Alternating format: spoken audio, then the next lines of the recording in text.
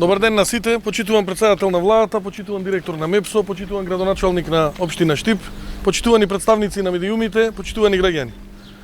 Владата е силно посветена во делот на изградбата на инфраструктурата, модернизација на инфраструктурата. Денес сме тука да извршиме увид заедно со премиерот, директорот и градоначалникот на овие сите силни активности кои што се во електроенергетскиот систем. МЕПСО во овој момент руши рекорди во смисла на инвестиции и ова никогаш во историјата на нашата држава го немало, да толку се инвестира на многу места и во делот на изградба, меѓутоа и во делот на модернизација на електроенергетските објекти.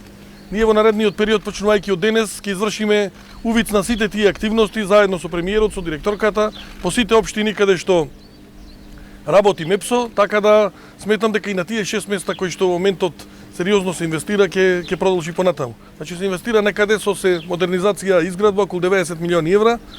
Тоа и ќе продолжи. Во изминатиот период од страна на Министерството на транспорт и врски беше издадено одобрение за градба на големата трафостаница која што треба да се гради во Охрид, се разбира и далеководот кој што треба да биде од трафостаницата Битола до Елбасан, до Република Албанија. Така да таа интензивна силна динамика на активности понатаму ќе продолжи. Ние сме убедени дека на овој начин ја помагаме и државата, меѓутоа и секој едно домаќинство, бидејќи навистина вложувањето во енергетиката е исклучително важно за секоја држава, се разбира и за секој народ.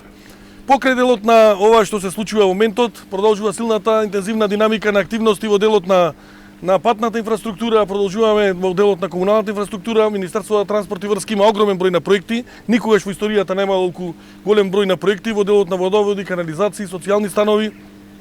Продолжуваме со изградбата на железницата. Се разбира, гасификацијата има страшно силна динамика, бидејќи ланската година процентот на реализација на нерелансиран буџет беше повеќе од 90%.